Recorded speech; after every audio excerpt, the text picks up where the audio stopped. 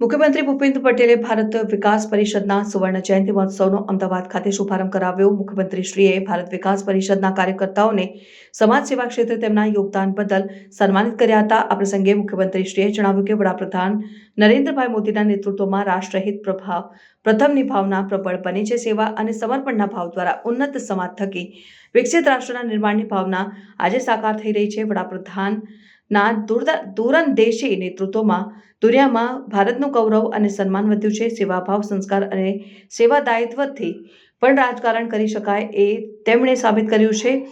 આજે દેશની અર્થવ્યવસ્થા વિશ્વની 5મી સૌથી મોટી અર્થવ્યવસ્થા બની છે।